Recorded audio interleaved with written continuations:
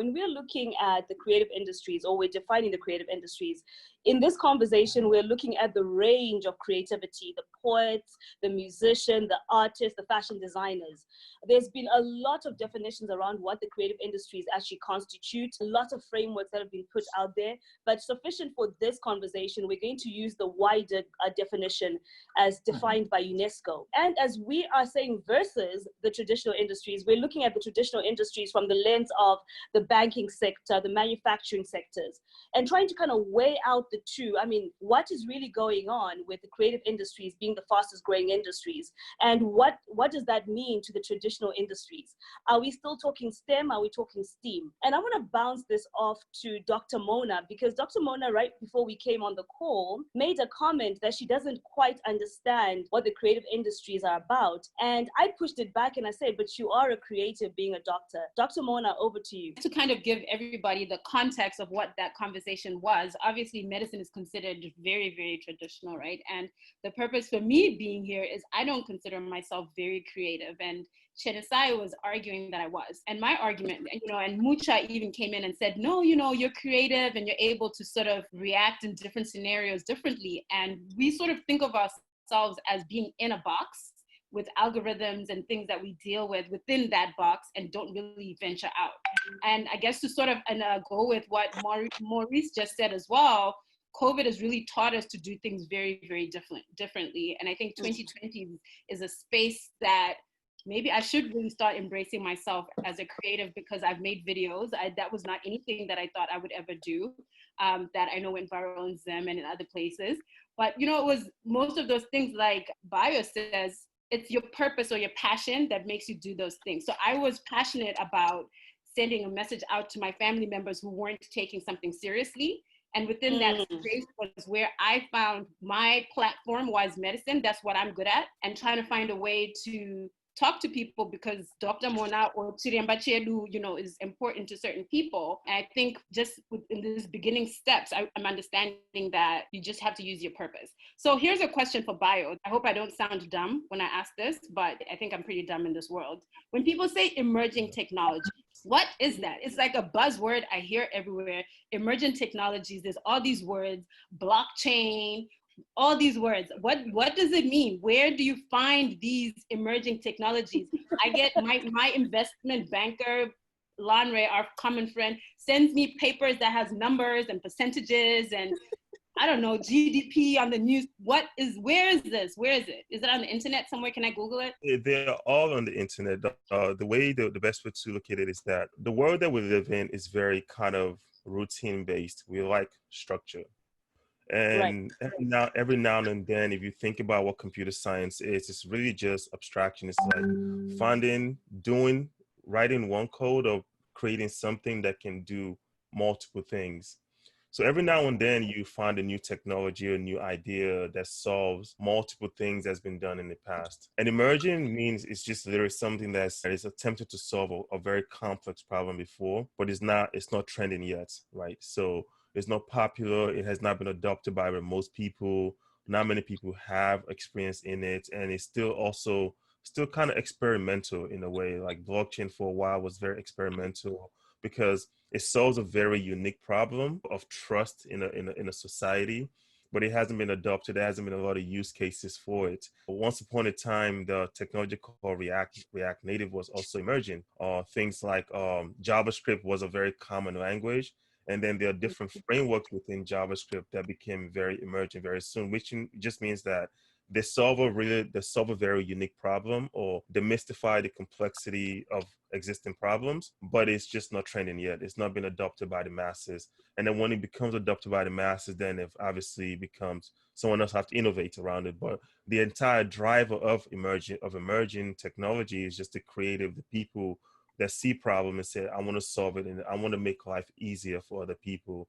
And the more we keep encouraging those kind of collaborations and fostering those kind of innovation, the better it will be for everybody, because emerging technology solves problem faster later on once it becomes adopted across the globe. That's interesting. And when you talk about it, everybody always feels like the creative industry is a new phenomenon. It's new, it's emerging. And when we look at the creative industry, this term was coined back in 1943. And I'm wondering, Mucha, if the creative industries, we are talking about it being a resilient industries, during this time of COVID, we have come out on top. You see Netflix numbers shooting out of the window. So what is it about the resilient nature of this industry that does not attract the banking sector sufficiently to invest in it? Or am I just making a very lost statement? This is my personal opinion. The banking world is about surety, right? We want to get some degree of confidence. There's a whole risk profiling exercise that happens when investments are discussed. Creativity is such an intangible thing, in my view. So because it's intangible, there is a sense that whilst it might sound a good idea to me, is the world going to respond to it? Whilst I might like your genre of music, or I might like Nollywood, I have got no guarantee that it's going to generate margins that make sense to the bank. So I do think that it's such a gray area. It's recognized as being an absolutely meaningful contributor to GDP. There's no question about that, because it doesn't come scaled up as well. So, you know, with investments, if you're talking about creating a railway network, that's something that, you know, you can do your projections, you know that the utilization is going to be X, you know what the tenor of whatever loan you're giving is going to be. So everything is quite clearly defined. Now, if you've got writer's block, I've invested in you, you've got writer's block, oh, my creative juices have stopped flowing and all that sort of stuff, which is what we perceive creatives to be like, it then just becomes a little bit risky. But there's absolutely no question about how creative work is quite fundamental to the respect of human dignity, to democracy. It's been at the heart of big things like the Arab Spring. We kind of see the tangible effectiveness of creatives. But when it comes down to money, girl, it's a completely different ballgame. So that's my TP. Which is a shame. Which is a shame indeed. It's a shame and a very true, it's a truth. It's a truth that we need to actually embrace, because what that tells me is we need to come to a point where we adapt insights for people to shift mindsets, right? And that kind of walks into Mildred. Mildred, you work in the tech space and you're constantly coming up with emerging technology. How do you build structures to convince people to buy this product because it's new and it's going to help your life? Because I think some of those insights from technology and the way it comes, new things could be borrowed in the creative industries to convince people to shift their mindsets towards understanding what this industry looks like. What do you think, Mildred? Listen, I think we need to develop something standardized that allows banks, right? Someone like Mucha to look at a proposal and say, okay, I understand the scope, I understand where this is going to go, I understand what the ROI is going to look like. Once you standardize quality, you understand who the players are, you understand where the players are, you understand the consumer base, you understand projections, then it's easier to create a tangible philosophy around the creative market. Standardization includes giving platforms or databases where we can actually understand where are these resources. Where would someone like you, Chenasai, find funding for, let's say, a fashion initiative that you're trying to grow? Where should you go? Where are those resources in the US? Where are they in the UK? Where are they in Africa? And included in that standardization is our inter-regional transactions and interactions. Because on a country by country basis, I mean, look at Africa, we're 1.2 billion people. And yet we perform and exist very independently. How do we standardize the creative industry across all of Africa to leverage the power of who we are and the size of our continent? You know, what do we do to standardize that? And then by doing so, I think we will definitely be able to make a mark on the global market. And I'm just going to add something to what you said, Mil. If you think about our aviation networks on the continent, it makes it virtually impossible to have any meaningful trade corridors. So that in itself is an issue. If it's going to cost me 3 times the amount to fly from Harare to Victoria Falls than it would for me to fly to Mozambique, you know, to, I don't know, off the continent. It just really starts to work as a deterrent for meaningful trade. And yes, there's an agreement. Yes, we talk about Africa coming together, there's SADC region, there's all of that, but it doesn't translate to practical, tangible business. And then it just really puts off financiers, because you don't see, again, how you scale up any of these initiatives. I agree with everything Mucha just said, but just sort of also thinking about, okay, if all of the agreements are made in these individual ecosystems, I think this is where the Maurices come into the world, right? Where they come in and they tell the stories about these different regions. I mean, just sort of reading about Maurice's profile and some of the things that he's done with Baraza Media Labs, and even just kind of the story he just told us about how the 6 families in Kenya are responsible for most of the media coming out of that country. It means there's a very big monopoly on the information that we're getting out. So perhaps, you know, all the information, maybe not all, but the majority or very publicized information we get from Kenya might be just what those media houses want us to know, or whatever's coming out of Zim is what Zim wants you to know. Whatever's coming out of Niger, those people in power want you to know. So I'm curious, Maurice, what's your take on that? What's the creative responsibility for getting the correct information out? And I mean, just your comments on what everybody's been saying as well. Yeah, I think before I answer your good question, Mona, I would like also to just add a little bit on what Musha had said in terms of financing. For tech companies, let's say that Mildred is working in and all that, there's a bit of certainty in terms of market forces and the supply and demand. You can sort of like project it and all that.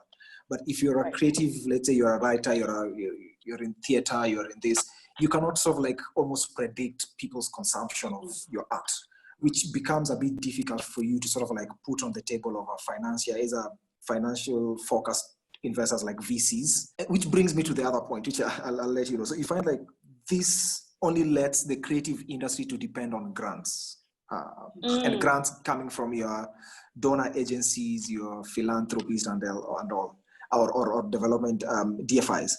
And this type of funding is good, but it comes up with a little bit of a baggage in terms of there's no accountability, there's no sort of like sustainability that is seen.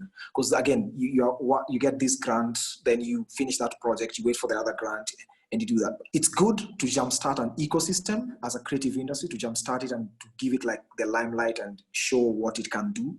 But for it to be sustainable, we need to think of sort of like sustainable business models. And that's where now the financial focus investors come in. And I think the media, as you mentioned, Mona, has a very key thing to play here, where you showcase what talent we have as Africa, for example, in the creative scene, from fashion designers to good writers to, so showcasing them and writing them and showcasing that there's an opportunity to be able to get a financial return. If you're a musician, there's an opportunity to get a financial return if you're a writer, and kind of amplifying that cause that brings in the people who are money-minded. Because remember, if I'm an investor, I'm a banker, I want financial returns. That's what is in my head. I know you're a creative, it's okay, but if I put money in your business, am I getting my returns? That's the role that media needs to play, to just showcase a lot of things. Like, I remember in Kenya, there's a lot of sort of like Nigerian movies that were being consumed in the households. You can see even now, how many movies or how many shows have been translated, have been moved onto Netflix. Most of them are mostly from Nigeria, if I'm not wrong. There's already like an opportunity that was shown there, and it was a story that was out there. So media has a role also to just showcase and build the creative space out there. My take, yeah. I think one of the things that I've seen is when it comes to the figuring out the financing for creatives, it's less about the financing, but more about the enabling tools that can help them to be able to be successful at what they're doing. Because the thing about it is that the technology sector have a lot of creatives in it. They're building tools to make it easier for creatives to even create even more. And I think that figuring out the framework should be around assembling the right tools for different type of creative ecosystems. And then also the collaboration. Oftentimes, you know, the skill that I've observed that's missing creative is that it's hard for me to just finance one person, because that's a high risk on one person. But if they come together, they come with a consortium instead, it's a lot easier to kind of figure out, okay, I can bet on a percentage of these people and I can mitigate my risk a lot easier versus one person. On the individual perspective, I think we need to figure out a way to collaborate better, right? And then partner with business-minded people or technology to find tools that can help us create faster, because you don't want to slow down creative because you don't know what is going to stick at the end of the day. But I think a combination of that partnership with the tech sector, and then also the group thinking of creative to kind of form a consortium whereby, you know, the risk is spread out a little bit more, we attract a lot more better financing for the ecosystem. Because you're spot on. I think that syndication is really important. But over and above that, I think creatives ought to kind of build up their business acumen as well, because when you come in front of financiers and you're being fluffy about what you need the investment for, what it's going to be plugged into, you haven't really thought through your numbers, you haven't thought through how they translate, and then of course there's the issue of returns. If you're being a bit wishy-washy because you're just about creating and all this other stuff is a bit of a nosebleed, you're not really lending yourself to that trust and that confidence that then gets a check put in front of you. So food for thought on that. Chinesai, we have one of our guests asking, they think they missed the context of what we mean when we say creators. Okay, so when we're talking about the creative industries, as thanks Tompi for that question, we are defining it broadly to include all the industries that fall under the creative industry, such as the musicians, the fashion designers, the poets, the writers, any form of creativity, that any genre that falls under that, the graphic designers, the architects, all these people will fall under this creative industries definition. So it's a wide-ranging definition. We're talking about those certain industries, like for instance, what is very popular to a lot of people is fashion design or architecture, which falls under the creative industries. It's very important for us to understand what we mean when we're referring to creative industries, because a lot of the time, when we talk about it, in most of meetings I've attended and we talk about creative industries, a lot of people get lost in translation. A lot of it gets lost in translation, which really kind of moves me along to the point that I keep hearing about creatives need structure, creative needs mapping, creative needs standardization, and we need to figure out how to be professional, right? And I'm going to come in and ask a question, and perhaps anyone can take it. When you look at the creative industries, it's really embedded in the cultural thought leader thinking individual creativity, right? So I'm not a business. I don't have ABC. I just have an idea, right? And typically when you look at the funding models that are available on the market, they invest in market validated products. So most of the funders, most of the financiers are not willing to invest into the experimental stage of developing this idea into a valid concept. My question, therefore, is how does the creative industries then match up to the traditional industries when no one is willing to take the risk to finance the creative idea through experimentation? Actually, that leads me to something that I wanted to talk about, because again, what I've come to notice with my work with the investors is more like you fund something that you understand, and you fund something that you can see. You can see by structure. To me, I think it's more than the thought leader. It's more than the individual. You get, like, for example, you take a fashion designer. So Maurice, I have a design I'm calling Maurice Couture or something. So in fashion, you find mostly, at least what I've seen, is I am the product because I am the creator. So meaning that if somebody was to fund me and today I'm hit by a proverbial, by a bus, that means the business has gone down the drain. So how do we structure Maurice Couture in such a way that it's beyond me? And if an investor is coming on board, he can understand the business process just beyond Maurice. For me, I'm looking at the funding structure. It could be a blended model. Right now what is happening is there's a lot of grant making, right? But the bit that is, during the early stages of Maurice Couture, I'm seeing sort of like grants being made as I develop my business, proof of concept and all that.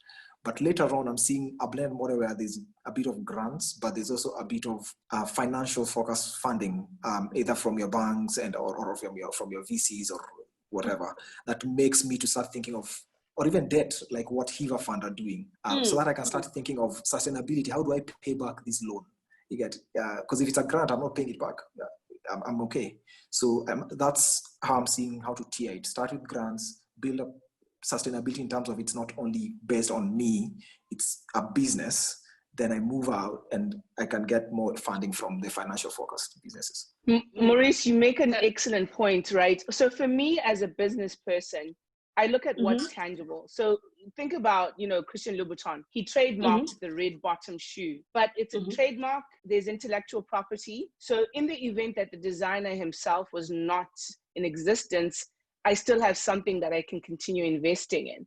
I understand that there is something tangible, which is that intellectual property that can live on beyond the designer. And ultimately, it's partnering with people who are able to sell your story.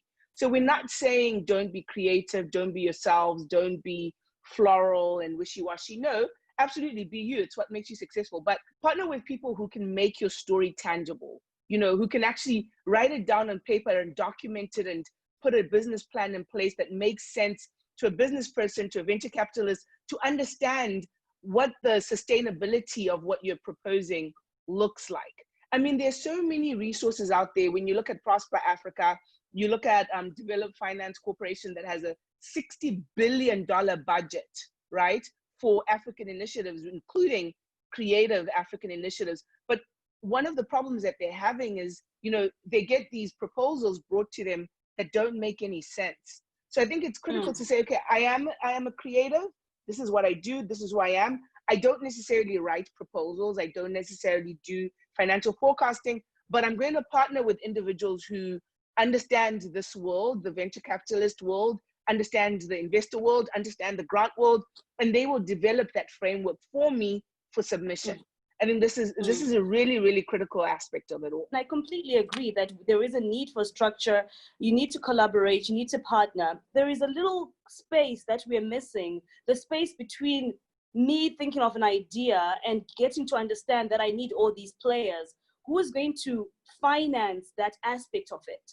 So I agree with you completely. This needs to happen, but pre-seed capital, who is going to look at me so that I know that I have a business plan that makes sense. I've got a good marketing concept. I've got a good story. Who is going to fill in that gap? And I wonder, Mucha, from a traditional point of view in banking, how do you evaluate a business to see that it's worth investing in? Chen, I would say that it kind of almost doesn't matter that it's traditional or not. I think you've got financial instruments that are designed to take care of that very requirement. So crowdfunding, the whole concept of crowdfunding is that you don't have a traditional bank that's necessarily going to give you money because you don't tick the risk profile sheet. What do? You go online, you ask people to make donations, and that's, in my mind, how at least one obvious way of creating some sort of seed capital for your idea. As it becomes more sophisticated, as you start to invest in it, I think there you start building up your compelling argument, which then lends itself to a small lender. So you're going to a retail bank, you're asking them to, I've got this business case. As Mil has said, I've partnered up with business minds. We're able to talk through what the returns look like. We're able to talk to the point at which we can actually start generating a revenue out of this and have some sort of positive margin. But there's got to be that sort of initial business acumen from the point you're thinking, I have this idea. You've got to have a strategy that takes you to the end of that cycle, not sort of seeing it in silos and dealing with the various pieces, because that's how you then become wishy-washy, which is an expression I shall use very often in this conversation, because that's the perception of creatives. Rightly or wrongly, and I know that this is not a universal application, but unfortunately, when you go in front of big money people and they've only got 15 minutes of their time to give to you, if you don't hit the nail on the head quite early on and demonstrate that you know what you're talking about, demonstrate what's in it for them, you've lost your opportunity. So crowdfunding is an obvious way.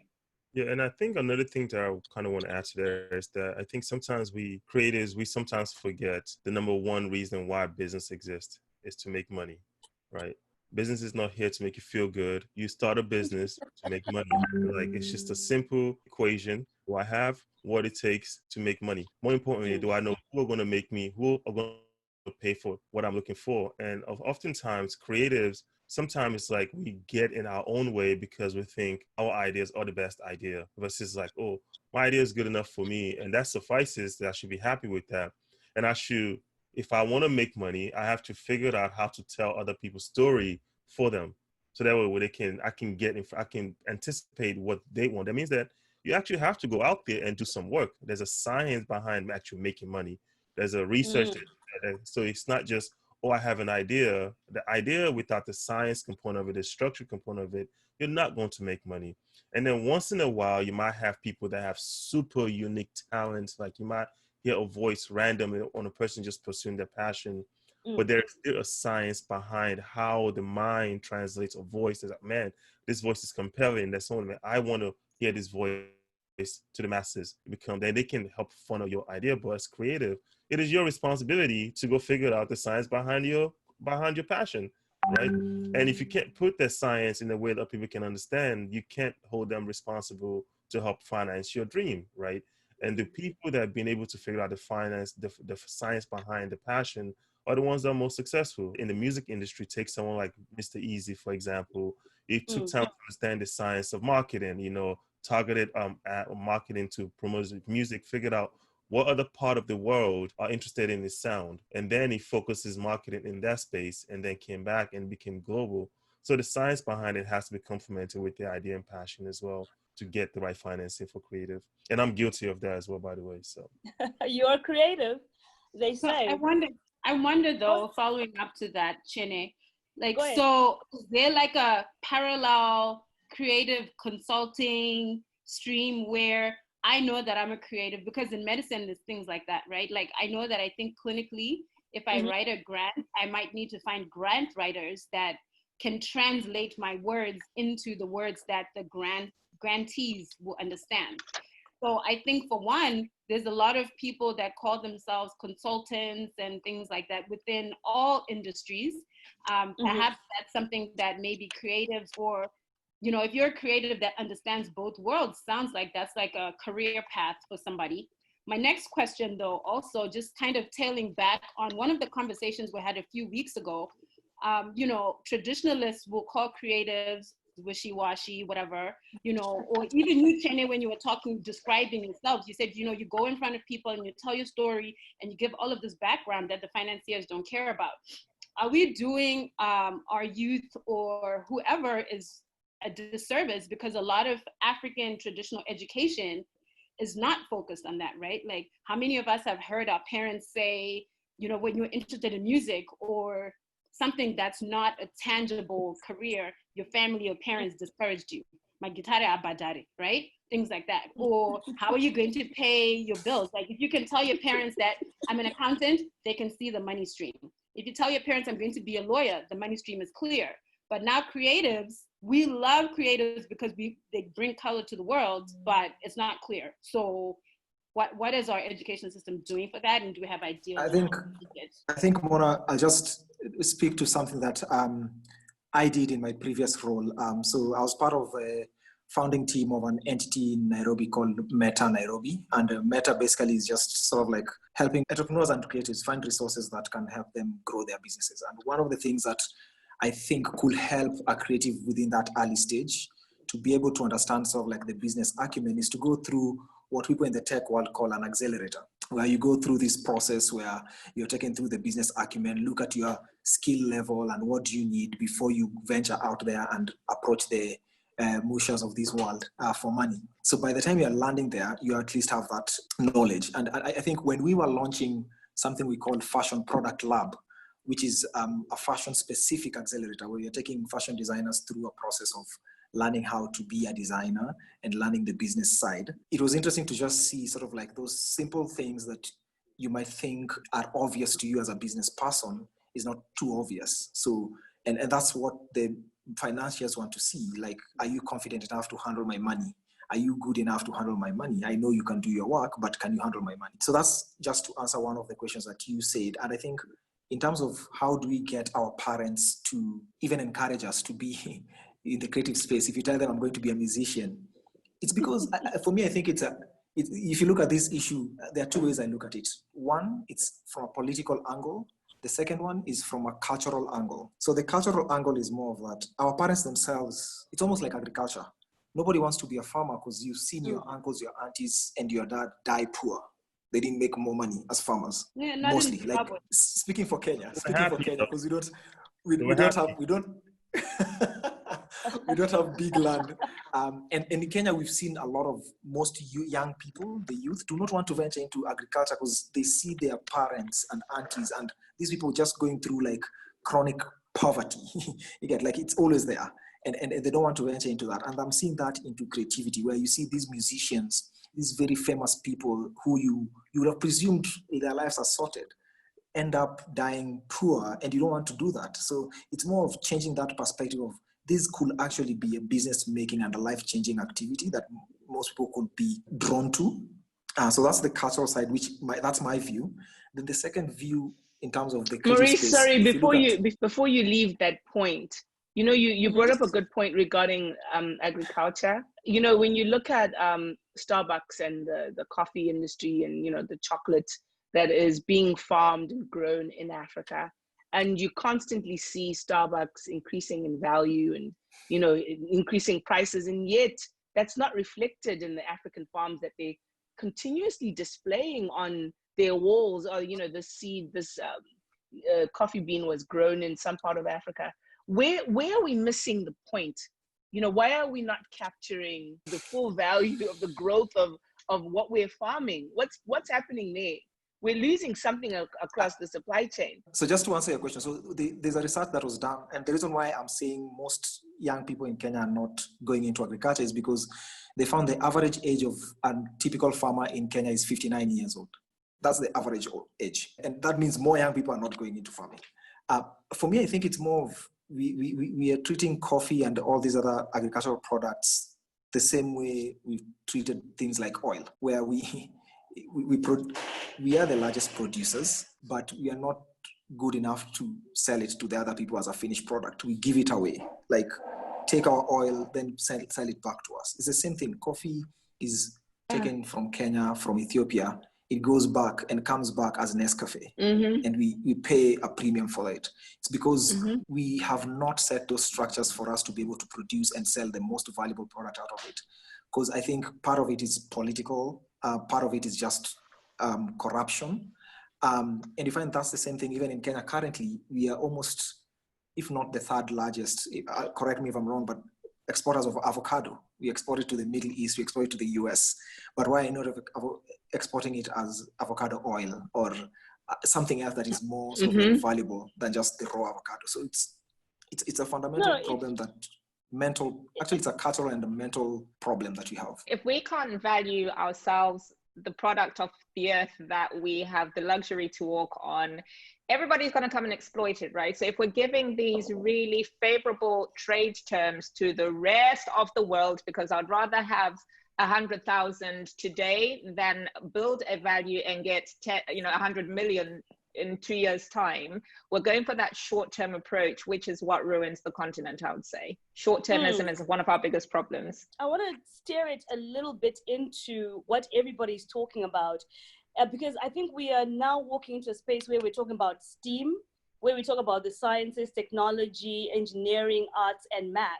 So we're no longer in an era where it's creative industries versus traditional industries. It's creative industries and traditional industries. And I'll give you a very good example right now. We're sitting on this chat. This is a creative platform. For us to put the flyer out for people to advertise, a graphic designer had to put that together. So it's really a mindset that we need to adapt that allows us to value the creative industries at the meeting point we need to get to. And to the issue of structure that Mildred brought up, and also brought up by Morris, we're talking about geographic indicators. When you talk about coffee I remember when I lived in the US, I used to buy from Starbucks, I used to buy the Ethiopian Sidoma, right? Sidoma is a region in Ethiopia, right? This is where this coffee is grown. So when Starbucks, they were actually sued by Ethiopia, when Starbucks did not acknowledge that this was geographic indicator, the intellectual property is coming from Ethiopia, you will realize that they stopped stocking the Ethiopian Sidoma coffee. That walks me into the idea of intellectual property and costing of intellectual property, and how do we actually value creative thinking as a thought leader economy? How are we protecting it? Because the idea of them presenting value means I have a copyright, I have a trademark, I have some form of IP around it. Can you guys walk me through that? Adebayo, what is your sense about intellectual property and the creative industries? It's very interesting because like my wife is she's an IP lawyer and she's a trademark lawyer as well, and so it's always interesting when I look at it from a technologist, whereby I'm coming from an open source community, right? Whereby, you know, even China and Intel are trying this whole idea of open source hardware. Open source software has totally transformed way people innovate in the technology space. A company like ours is alive because of the openness of open source, right? So the things that become emergent become what we actually build on. And I think for creative, like, you know, intellectual property is great, right? I think you should definitely protect your ideas. But I think what's more important is that actually, you know, evolving your ideas actually is more important than actually protecting your ideas, right? And what I've realized, what I'm discovering is that a lot of people, a lot of creative and business people, they spend so much money in trying to protect idea, and then they spend twice as much time trying to make up the money they're spending trying to protect the idea. Whereas you could have just released the idea and you focus on the people, the unique people that can benefit from that idea. So it becomes this whole big cycle of thing where lawyers get paid a lot more than the idea generator, right? And the investors get paid even more because they give you money to make up for the investment you made in the beginning. So this cycle perpetuates a lot of stifled growth when it comes to creative. So I'm from the school of thought that yes, protect your idea, but be more open to evolving the idea, right? Take the idea. So for me as a creative, like I write music and I do creative writing. I don't care as much about making money from it. Mind you, I have over 200 songs in my catalogs that I've written. I'm not so care about that. Anyone can reach out to me, write me a song, but that's not my focus in terms of I don't want to I can make money from making music, but it's just the passion about I care about sharing the inspiration behind music and telling stories more than just making money out of making music. Now, doesn't mean that if someone invests $100,000 in me to sit at home for a year and just make 15 records, I wouldn't do it. Of course, I would do it, but that's not the driver. It's more about evolving the idea of my writing style is going to evolve. And the same thing for creative, whether you're a fashion designer. And the thing that I feel like creative always misses is that Nike is not profitable and because they come up with tennis shoes. It's the science that fund the technology that they infuse in their product that makes them a valuable company. It's not the fact that it's not because I can put Ankara together or because as I can do T-shirt with cool slogan. Those are great, but think about the science to actually make that change based on my mood. Then I become a more valuable company. People are like, you're evolving a basic idea, and I think that's where we need to get into, even for our young kids in education. Like, start with an idea. Creative is supposed to create, and you're supposed to continuously create, not stop. And that creation process will make you a better person. And when you bring your creativity other creative, you evolve those ideas. And I think that's what we should focus on in education sector, investor sector, community sector, whatever you want to be. Let's think about evolving the idea rather than just trying to protect it and stifling the growth. China is a great indication of how open source have totally transformed the economy for them. You're a money person alongside being a creative. And when you talk about creativity for you being less about money than it is about the art, speaking to a financier and hearing that is going to make me think, as a capitalist, that means you don't value what you're offering, which means I'm going to offer you the lowest possible price point there is going, because as you've just laid it out, you don't care about the money. That's good news for me. So you guys need to be really careful about the language that you use when you frame what you have to offer. That's how you're losing your value, I'd say. When I think of people like Van Gogh, Leonardo da Vinci or something, right? Like, these were people, Maurice said, died dirt broke. Right? They were so poor, but then their value manifested after they died. So when I think of creatives, I think of someone that considers themselves such a purist in their art that they are not willing to shift around in order to chase the money. I mean, I think sometimes when you look at some of the creative artists that have really done well, it's always those, the musician that can, John Legend, that can play the piano, sing, dance, do whatever, or produce your own music. I mean, we can think of, like, I think Mr. Easy was a really good example as well, because he kind of went into his craft like a business. I don't know per se like other, but so are we saying you cannot be a purist and make money? Like, do I need to be like a proverbial, I don't want to say the H word, but about my art, like jump around and try to find what makes me money? I don't know. Because we do it So in other industries. I think and that's important, right? Because what I'm hearing all of you saying now is you're talking about a value chain, right? Other traditional industries seem to have a defined value chain. You go from A to B to C, right? Is this what I'm hearing, that we don't have a defined value chain for creativity? Because you can't be the creator and the accountant and the marketer and. Is this what I'm hearing, or am I lost in my thinking? Here's the thing. If distribution is taken away from you, you automatically lose a very big chunk of your profitability, which is happening across the board in creative markets. When I look at music, for example, what is the one platform in Africa? And I'm not talking about in individual countries, interregional, in Africa, where you can take your music and get it distributed and you make money out of it. We're all going to these global platforms, you know, your Apple Music, your YouTube, etc. 1.2 billion people, and we don't necessarily have our own African platform, right? We need that though. The question is, do we actually need? No, it's a very important question. No, to ask. because here's the thing. What happens is this. Then our musicians, you know, I see all these dancers on the Beyonce video and they're making a penny out of it. You look at Black Panther, the movie, where they had all this amazing African, you know, attire that became very popular. But back to the intellectual property conversation, we don't necessarily own those designs. So who made money out of that creativity? So do we need a platform that owns our own African creativity? Absolutely. I don't know if I agree with that. Unfortunately, I don't know.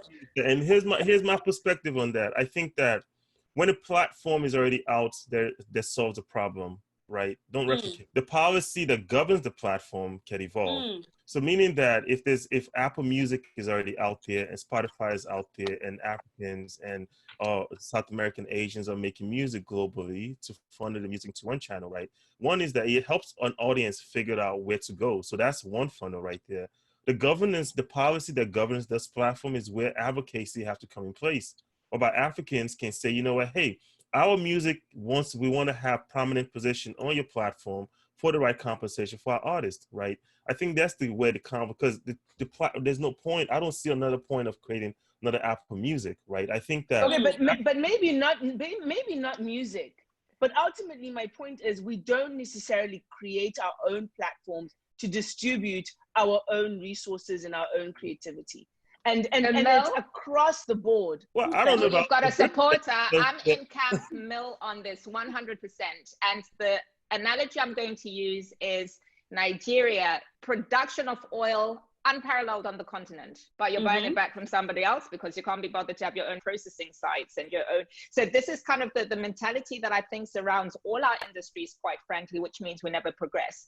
What would happen if you were to take away Afrobeats from Spotify, given the appetite for them globally at the minute? Because guess what? You're centralizing them on an African platform. I leave that to the masses. What would happen? Yes, music might take over, but you've got a significant demand for a type of music that you have, if you like, deprived a platform that's perhaps not paying you as much in royalties as there might be an artist coming out of the US. So there's that inequality as well in how you're being remunerated for your work. Let's centralize our own stuff, guys. Create our own. Corruption. You can't corrupt creativity. That's why creativity doesn't have value. Here's a different perspective. Music and fashion are two things I'm very passionate about, right? And please indulge me as I go through this. One is that I totally see value in, they say, defining what your economic worth is. That's great, right? Right. And also, most artists don't make money from streaming. That's not where you make money. It's actually from refined artistry, from doing shows, from doing concerts, right? So the platform is just to kind of help you gain an audience, right? Gain an audience, and the broader your audience, the the better value you can bring back to the things that are actually going to generate you money at the end of the day. Where merchandising becomes more of a valuable thing than the music that you already created. The music attracts. The value is the lifestyle and the product that comes around your message, right? Because it's created. Even something for fashion designers, similar thing, right? There's Spotify, I mean, there's a Shopify there. Yes, it's great. But imagine if you now do a big fashion bonanza, like, you know, what's this big fashion thing that we go to in Vegas, whereby you bring people, you create jobs for vendors, that's the real value in it. So it's not necessarily, yes, we're not the first to market to create this platform, but there's a bigger opportunity for us to take the strength of this platform to build something new that can totally transform our entire ecosystem. So I'm not saying do that, but I'm saying that there's also opportunity to actually evolve the current state and make it better for us as an entire, as a group of people as well. I'm hearing something here that we're agreeing on. So we've agreed we need standards in the creative industries, right? We need structure. We need creatives collaborate, cross-sector collaboration with the bankers and the people that know what they're doing when it comes to pitching. And now we're on the value chain. We are agreeing that there's a need for the value chain. What I do want to know, right, is where do we put the emphasis on the creative value chain? Mildred is saying we should hold back on distribution. We should have our own distribution channels, right? Adebayo, I want to be clear, in the value chain of the creative industries, what do you think you value more? The distribution channel, the production, which part of it? I agree with him in the sense that I think the value comes in with the person who ends up buying your product in this case. The value chain, that the product that you use to distribute. In Kenya, we've seen a lot of people come and push their music through YouTube, and they get a lot of views and get a lot of traction via YouTube, which is not an African platform, and actually get to make money because they're called for other shows to perform and merchandise their products, and they get more money from there. So yes, we could go ahead and build our own platform, or, which is, for me, I think I'll support Adebayo in this one. I would rather we just use the open source platforms like YouTube that is there and push your content. I'd rather use your Instagram to push your fashion products and get traction from there and make money from not the distribution channel, but the end result, which is who's buying my products. I agree with you to a large extent, but my point is this. Had we built our own YouTube before YouTube became YouTube, had we built our own Spotify, this is my point. You know, I walked through the Atlanta airport where they had these massive statues and figurines, artwork from Zimbabwe, right? And I really tried to trace, you know, how did this come to be? How much did the artist make? And it's difficult to trace, but you see this along everything from the coffee to the artwork to our, you know, our fashion to, you know, our dance, our music, you see it everywhere. So I'm really sensitive to the fact that we don't leverage our power as a continent, right? Right. We don't leverage the fact that we have, you know, our ability to create is just so massive, and we simply don't leverage it, and we're being taken advantage of, and by people like me who say, okay, how do I get it cheaper? Whenever I'm looking for someone to create, let me just do one more thing. Whenever I'm looking for someone to create a postcard for me, where do I go? Africa. Why? Because they're going to charge me 2 cents an hour. And yet the quality and the value of that postcard is equally or better than the $150 an hour postcard that I'm getting from the US. Let's stop this mess. Great. Okay, okay, guys. To be fair, Africa, when you've taken the 2 cents an hour one, do you put a footnote at the bottom to acknowledge the creator? Absolutely not. That's my point. Why would you? That's the whole point, right? Why would you?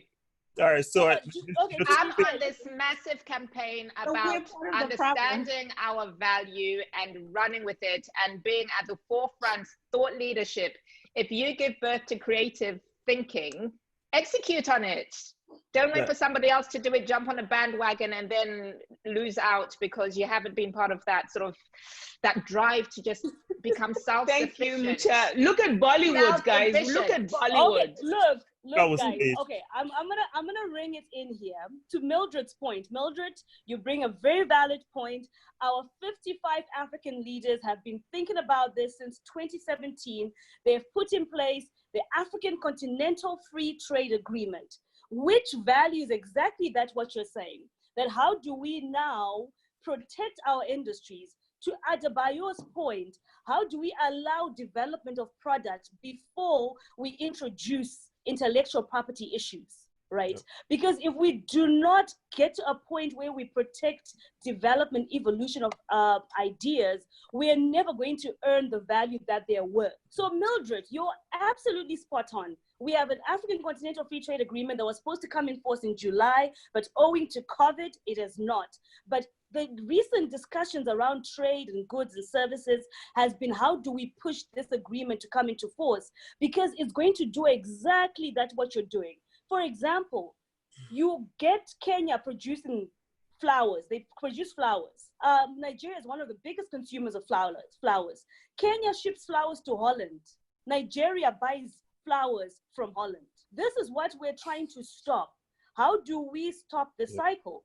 So to the point of value and owning our intellectual property and valuing it, if we get investment in the sectors, how do we make it work? If Mucha, for example, you are a banker, we have new players in the creative industries. We have Afrizim Bank that has opened up a $500 million fund to put into the creative industries.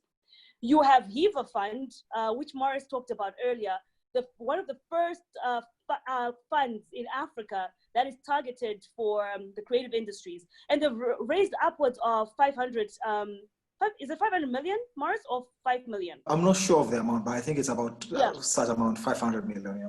They've raised a lot of money. My point that I would like us to interrogate now about this, if we continue, we've got this loads of money from Afrizim Bank, African Development Bank is going into the sector as well. Hiva funds. If there is no structure, can we sustain this investment? Is it going to be worth anything? The starting point, Chen, is to make sure it's not going into someone's pocket. So unfortunately, we don't have a track record of being responsible with the money that we have at our disposal. So when I'm now thinking of my 5-star holiday and my Learjet and my cousin's uncle's brother needs a farm, and that fund is going towards that, I've completely defeated the purpose. So I'm a big advocate for just having governance on the ground. Let's ship corruption out, because we're never going to progress. Yet it exists everywhere in different guises. But I think on the continent, it is really quite in your face, and it just completely stands against anything progressive. We need to have infrastructure around the continent that allows these trade corridors to work. If we're saying Chinese, please come, create everything, and then we can't pay them back, and then they start owing that infrastructure, again, we've just talked ourselves out of stuff that we should own, we should possess. We've got the brains, we've got the land, we've got the wealth, we just misappropriate it. Which I agree. Did you see that some of there's like 55 of those leaders, not all of them signed that document, right? Yeah. The document. It took so much time, so much work, so many dollars spent in order for us to get to the space. So Ottilia on the Facebook profile platform is actually saying, yes, it's a good start. But I also have a comment, right? The one using the analogy that you gave about the flowers. And it ties into why some of these leaders are not signing. So say for instance, with the flower example, Kenya's flowers, Zimbabwe loves Kenyan flowers. And we're like, you know what, I would rather buy flowers from Kenya than buy flowers from Holland, right? Because I want our money to stay on the continent and I want to develop my African brother. That's just like my feelings in my belly that make me do that. Just kind of like Black Lives Matter. I only want to buy my coffee from like a Black-owned coffee shop, whatever, right? Fair enough. But then it happens where now Nigeria is like, no. Holland flowers are better than Kenyan flowers. And then you go spend your money in Holland. So, you know, I mean, that's another African thing too. Like, it's kind of like self-hate. Self-hate, where we think that these westernized concepts, westernized whatever products are better than a flower is a flower is a flower. It doesn't matter. It's probably better in Africa because it's going to light the sun. I don't know. Thoughts? You know what's even worse, Mona? Logistics, transportation costs of moving goods around Africa is about 70 to 80% of that product. Whereas moving a product in the US is about 7% of that product. So it's almost impossible to buy African products in Africa. You're almost better off buying them from It's cheaper to send it to Holland. It's cheaper to send the flour to Holland than for me to send it from Harare to Lagos, or because there's no direct train. So let's build the trains. Yeah, me moving from Kenya to Uganda will cost me the same amount as moving from Kenya to India. Yeah. So it beats logic. Uganda is literally, we are sharing a border, but the cost sometimes is the same as flying to India. And it's all because about our regulations around flights and all that. It's just, and it's political. It's crazy. So we should just all run. You should run for. No, we're here. Interesting. We're here now, where what I'm hearing is the problems that we're talking about, creative industries and traditional industries. The problems that you're talking about don't only cut on creative industries. They apply to the traditional industries. The issue of logistics is a nightmare. So yes, while the African Continental Free Trade Agreement is big on the non-tariff barriers, the corruption issues, the tariff barriers issues, but what you're telling me now is we have a policy framework problem. So whether we're looking at the creative industries or the traditional industries, can you give me an example perhaps of an industry that has kind of withstood or has been resilient to the corrupt systems that Mucha is talking about, that could possibly help us frame policy that will bring these standards, the values into the creative industries so that we can start to harness their capacity? Is there any industry that has done well? The creation of small houses is probably the only example I could give. Sorry guys, so small houses is having small houses on the side chick. What is that? And the point of exactly. And the reason I'm saying that is as long as we don't have that syndicated mindset that you have in the EU or across the Americas, as long as we're operating in our silos, every leader is looking out for number one. Every leader is looking to kind of win the race and amass as much wealth as they can. I don't know that we're ever really going to truly break into the space that we as citizens are desperately hoping for. So I think it's industry agnostic. I can't think off the top of my head of anyone that's excelled. You know, it cuts across the basics, agriculture, mining, tourism, the works. Tourism, perhaps, because you've got a unique product, but the tourism isn't supported by your infrastructure, your aviation, your road networks. So it suffers yet again. I would say starting point is open up tourism, get your infrastructure in place, sort out your flight paths, and that way you kind of start encouraging economies to boom from natural resources that are easily translatable to government coffers. Everything else follows. There's another big part of this whole conversation I think that is worth us mentioning, and it's the diaspora effect, whereby we come in once a year or twice a year, bring all our dollars in, our euro in, and then we exchange it for a large currency and we go flaunt, or like when we know that it's not the reality on the other side, versus coming in and saying, you know, I'm going to a third of my time to actually impact some knowledge on people in the ecosystem in Africa. So that way, I think the key to this change, this transformation that we're looking for is in making the right strategic investment in the youth. Part of what Carlos called, why the reason I tell people this oftentimes, that I was working for Accenture for many years. You know, I came from a consulting background. I could have gone out and used the Accenture name to build a company consulting practice. I didn't see the value, the long-term prosperity in that. There's prosperity in it, but there's no prosperity in that. I took away the middleman at parallel school. I tried to take away the middleman between our engineers and the CEOs or the executives in the United States. So you're getting a direct feedback from the client, not their manager, not their program manager. I try to make sure that there's a touch point between the executives and our engineer, no matter how small they are, because that way you get your mind developed a lot faster. And I think that if we take that strategic approach, right, you know, a perfect example, Uber was a company that I thought could have been very, very, very successful in Africa. But you know what they did? They created a middleman. They created a middleman between the drivers and the partners and them, and that totally decimated the opportunity. Rather than it could have literally created a whole new industry, the insurance industry, and enabled the drivers to get insurance through whatever instrument they use, so their asset can be protected and the drivers will be happier. What do you mean when you say they? The governments? Who's the they that could create? I'll take Uber. I think that so the policy. So in essence, what happens here is the policy does not sustain what needs to practically happen. So if the policy has loopholes, Uber is going to come in and do whatever they want because the policy doesn't support the sustainability of business.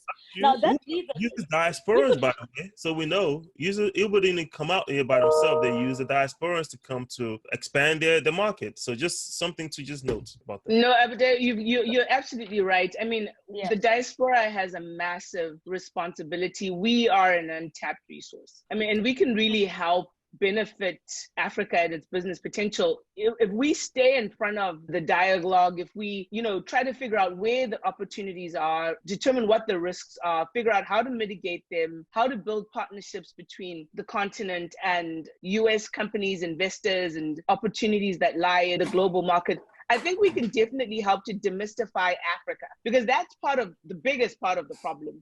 Is the conceptions around Africa and its capacity and what it can do, and not understanding the various cultures and languages, and so I think there's definitely an opportunity for us to help push our continent forward. To answer Chinesai's question, Chene, I think the informal economy hasn't been touched too much by corruption, and I could be wrong, and particularly the informal economy, which country are you from, girl?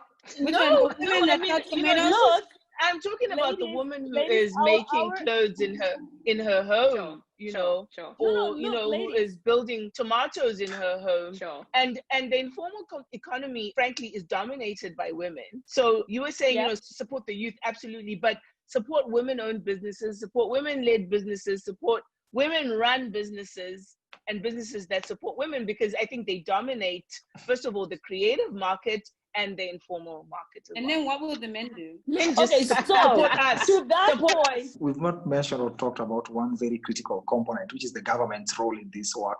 And for me, the way I look at it. But hold on. We're about to wrap up. Our time is not looking good. We can go on for days. Perhaps we should have a round two that we explore some of these things. But in a way to wrap up, Morris, I'm going to go around and kind of put you guys on the spot and say, look, we've looked at the creative industries and the traditional industries. We are wary creative industries exist. What we do need is we need to develop some insights so people can adapt them to change their mindsets. We need systems, we need processes, we need value chains, and we need to understand where in the value chain do we actually put value on in order for us to grow them sustainably. So whether we get 500 million, if there's no structure, there's no system, this money is going to be a loss. And particularly what Mildred now brought up at the end there, the informal sector, which informal sector in most of our countries is the majority of traders who are in the creative industries, which makes it very difficult to measure the output. Now, as we close, I am going to go around and ask each one of you a simple question. And Mucha, your question is, what do we need to do to get the bankers to look at them more strategically as investor friendly? I say get your business acumen on point. If that's not your cup of tea, surround yourself with people who know how to speak the language that bankers understand. Take advantage as well of sources like crowdfunding. I think for that initial creative zone, you need to kind of be a bit creative as well in how you generate your funding. But beyond that, I think at the point that you're going down the big ticket route, surround yourself with people who speak the language that's understood by the people across from you on the table. Fantastic. Adebayo, why do you think we need to start looking at creative industries and traditional industries, not creative industries versus traditional industries? One, you need both. I think in the age of automation, when a lot of things are going to be automated, folks like myself and people in technology space will heavily invest in automation. When automation gets to a point whereby it's at scale, the only thing that's going to make a difference is the creative, right? So you definitely want to engage in the conversation sooner than later. I think you need both at the end of the day, because the world as business people or innovators, we're all going to return back to the artist at the end of the day, because that's what the essence of life is, in being able to create something out of nothing. And that's why I think we need both. Mr. Morris, how do you think we can start harnessing this talent towards building profitable businesses? The how do we do this? So would you mind if I change the conversation to what we are doing to sort of like harness the talent and help the creative industry? Yes, so please. just to help the people who are in Musha's sort of like profession of as financiers, what we are doing as Baraza, we are building a platform where the creative industry basically can go and find some of these, let's say, financial documents that they can use, just download and edit and send. I mean, simple things like your invoices, receipts, contracts, legal documents versus financial documents, so that you don't have to concentrate on the side that you're not a professional on. You concentrate on your creativity, but somebody else will sort out all these other things that will help you sort of like do your work faster, right? Then the other thing is, so I'm part of a group called AFTA, Creative and Tech Space. So it's a group of about 80 people from 30 countries across Africa who came together and formed sort of like a lobby group that we lobby AU as a whole, as a creative space, to sort of like be proactive in terms of, as they're thinking about the integration of, through AFTA, they think about the creative space and what does that mean in terms of how can an artist, how can Burna Boy just cross over to Kenya easily to come and perform? So sort of how can I get, let's say, Chenasai's products to Kenya easily without a lot of taxes? And lastly, is just to, I mean, by providing a spaces like Baraza, where we sort of like cross-share from technology to business and creative space, bring them together and providing funding and space for them to experiment on innovative ways of how to distribute, create their products and all. So I think that's what we are doing as per now. I think there's more to be done. And one of the things that we are looking at in terms of what we'll do is in terms of advocacy, because we notice that government also needs to be to be brought on board, because we can't avoid them. And for the longest time, government has been looking at the creative space as rebels, because remember, these are the people who are rebelling when the governments are not working well. Morris, I know you want to talk about the government. I'm going to take that away from you. Policy is my love language. I'm going to talk about them. Mona Lisa, Doc, what is it that we need to do to get people in your genre of work interested in the creative industries, to start paying attention to the creative industries, to see them as an effective investment machine? Well, first of all, even if you want me to invest, my individual investment into your creativity is not going to make a dent in that world. So I think similar to what Mucha said, you know, I'm sure there's creatives that had interest in medicine or things like that. I mean, a lot of the artists like Leonardo da Vinci and them were actually physicians. A lot of the art that we were from people that were physicians. So, and not even just physicians, just healthcare. I think people need to just find the niche that you want to function in or flourish in and learn how to speak the language. I think consultancy is the way forward. You know, you just have to have insight into what you don't know, or insight into what you need to learn. And I think if you know that you don't know it, I think the issue is once someone has something that they love, their passion baby, their love child, they think they're the only person that can take care of it. And you just need to figure out who can help you, find the network, and then talk to the demographic that you want your product to be sold in. Fantastic. Mildred, what is the role of technology in leveraging the creative industries? How do we harness technology? How do we bring it to the top, to the fore? And how do we then use it to catch the creative industries up to the traditional industries? What is the role of technology? In my opinion, one of the biggest things that's happening, and not just with technology, is that we're losing a lot of our intellectual capacity to the global market. You know, so a lot of our tech giants, tech geniuses are scattered all over the world, and they're contributing to, you know, the economies that they live in, you know, whether they're in the US or they're, you know, in the UK or in the AU, wherever they are. So I think one of the most critical things that we need to do is, you know, start creating jobs in Africa for our talent so that we stop the brain drain, and then allow those individuals with technical mindsets to, you know, grow technology and within our own continent. You know, we can definitely take advantage of Industry 4.0 if our people are focused on building and growing Africa. That's what I think about that. No, fantastic. And this everything that we've spoken about. And to Mildred's point, we need to figure out how to monetize online processes, because everything is going online. How do we monetize this digital content that everyone is creating? But importantly, I know, Morris, you're big on policy and government, the role of government. The whole conversation we've had here is what our policy needs to mirror. So if you're going to talk about what the policy for the creative industries need to look like, we need to take a page out of this conversation and say, you know what, these are some of the things we need to consider. What are we doing with our value chains? What are we doing about our intellectual property? What are we doing about our funding models? How are we incubating our talent? How are we harnessing our talent? It's been real. Thank you so much for joining us. Thank you to our two guests, my fellow panelists. It's been amazing. To our amazing audience, it's been real. See you next week. Same thank you.